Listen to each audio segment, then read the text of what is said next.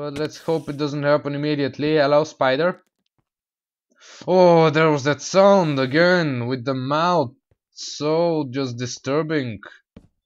And an Enderman, and damn, that goes down. Oh, hello. Oh, fuck your sounds.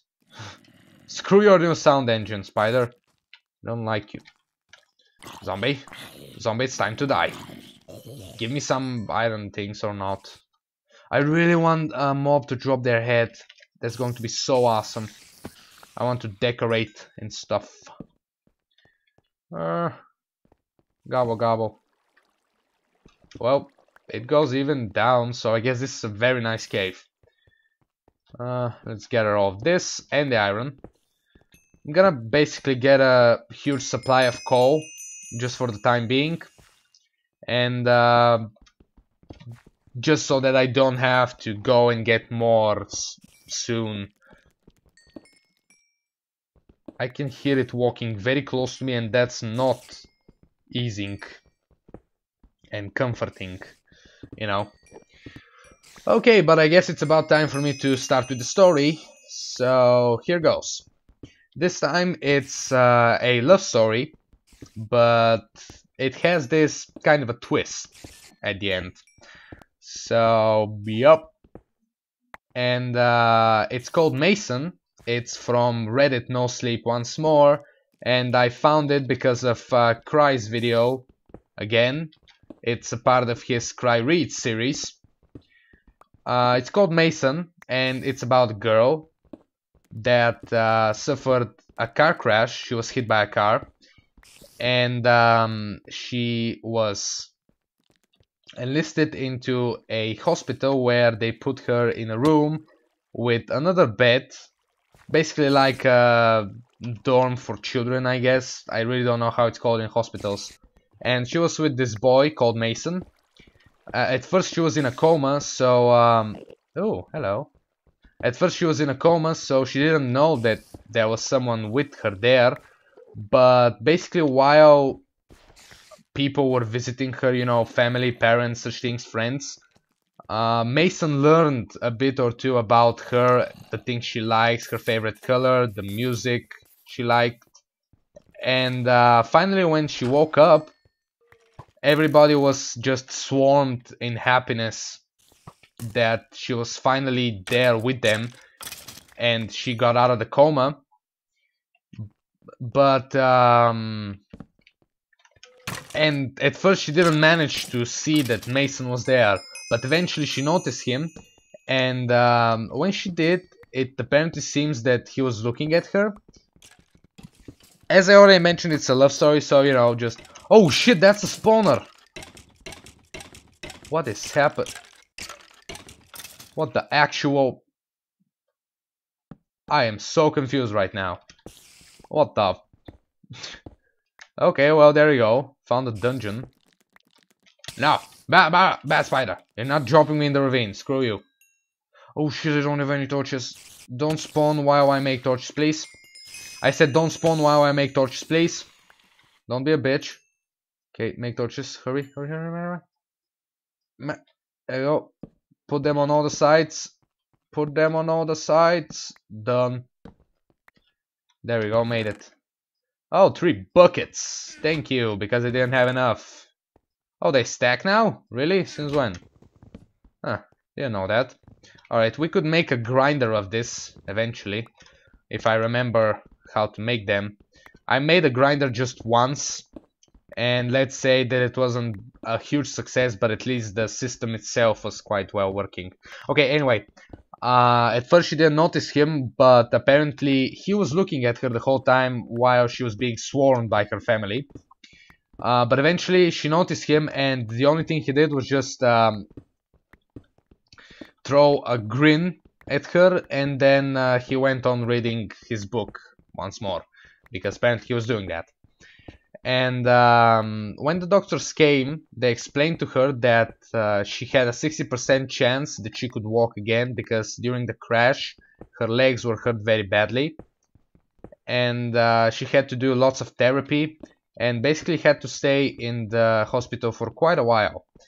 So you know, I guess he was good looking, she fancied him, and eventually they got talking, got to know each other, became like a married couple actually. There was this part of the story where the nurses were talking and they described them as an old married couple. So that's kind of, you know, humorous. But yeah. And they became boyfriend and girlfriend. They were sharing more and more stories about each other, got to know each other very well. But one night, because she didn't know, one night she decided to ask him why he was in the hospital. And now I can't remember the exact name of the disease, but I think it started with an H. It was a small word and was... no, for the life of me, I can't remember right now what the disease is. But it's the type of disease where it makes your bones... and it makes you just very weak. You have to shave your hair. It's kind of like cancer, but with the whole body deterioration process. I will put it as an annotation somewhere on the screen right now. An annotation somewhere on the screen to about what it is, because it's... the name is interesting, but I really cannot remember it. So yeah, she learned that he also had a 60% chance of beating his demons and actually surviving, because it was like a death kind of a thing, a death. So yeah, he could die. And eventually he started his own therapy, which made him even weaker, because usually with that disease you have to undergo radioactive treatment, I think. You know, those kind of treatments with radiation and such things. I think it was that disease. And that made it even worse. He got not temporary, the other word of temporary, remember. He got shadows under his eyes that just didn't go away, and his body got even weaker. At a certain point, he actually looked like a skeleton. But unlike him, the narrator, the girl, actually got better, and eventually she could walk again, even though she would most probably have a lump in her... well, no, just have a lump the rest of her life, but at least she could walk. And they... why does that look like a furnace? That is a stone. But there's coal. Okay, never mind. Where did I just come from? Well, there we go, here. And she got signed out. Why did I say signed off? She got signed out of the hospital. But the thing is that she didn't want to leave, because they were very close. She had told him stuff that no one else knew about her. You know, just typical love story. So she started visiting him very often. And she was there to hold his hand in his hard times and his therapy and such things. But one night, it was, well, that's how she wrote it. It was the hardest just night of her life. The scariest night as well, because one night his heart, Mason's heart, stopped for, I think it was 4 minutes. No, wait, what was it? Minute and quarter second, something like that, for a very long time. And I guess then they used the defibrillator and they brought him back.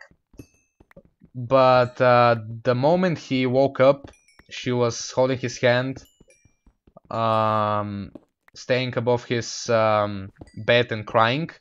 The moment he woke up, he looked her in the eyes, smiled, and said to her to go home and take a shower, because you know, he didn't want to see her.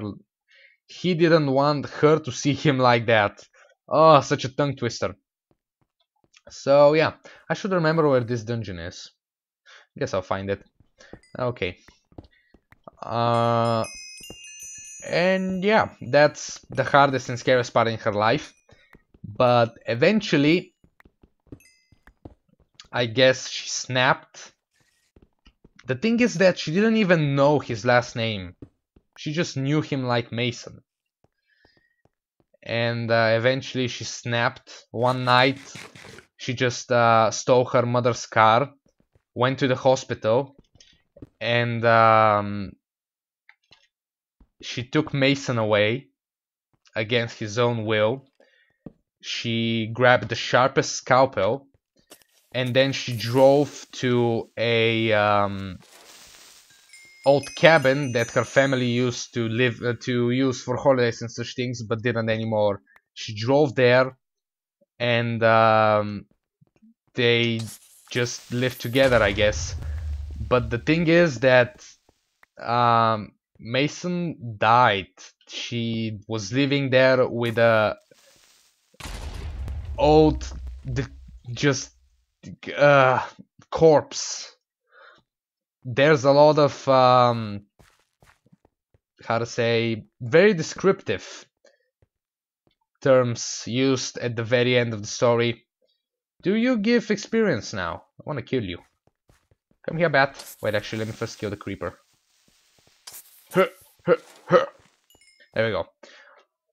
Yeah, she was oh, 2 bats. Okay. She was announced missing, and the police started looking for her, but no one could find her. And no, you don't give any experience. Okay, well, just stay there. Awesome bat. The model of the bat is very awesome. I quite like it, and the texture as well. So yeah, both the doctors and the police were searching for her, but no one could find her. And she was just there in the cabin, lying in Mason's arms, but he was already dead, so his skin was peeling off, and that's actually a quote from the story.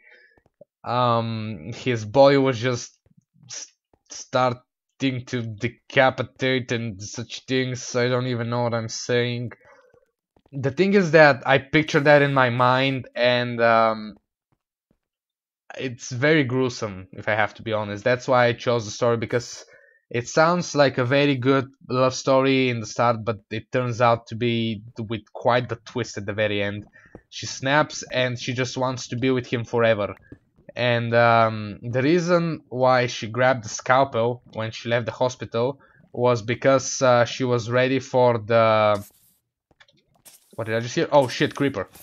She was ready for the policemen and doctors when they came, because I think she was aiming to take her own life just to be with him forever. So yeah, there you go. A disturbing and creepy story by Reddit No Sleep once more. So yeah, hope you enjoyed. If you did, I would like to hear it in the comments, because as I mentioned the previous time, I would like to make things that my subscribers like, and yeah, that's pretty much why I make videos. For you guys to... Oh god, no, not in the lava. For you guys to watch. So yeah, if you like the idea itself, just say so. And maybe drop off a like. Likes always show me that I do something right, so I continue on doing it. I'm lost. I am very, very lost. I don't remember where I came from, seriously. I am lost. I hear the spider creeping around. Where am I?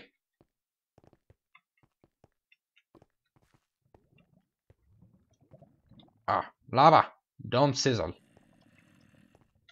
Stop sizzling. Okay, this is where the bat is. Wait, are you... You multiply like... Damn, girl. No, oh, fuck you too. Oh god, I hear so much scary things here. There we go. Well, looks like I'm above ground quite well. Come on! Come on, climb it! You can do it! It's daytime, right? Why do I hear an Enderman?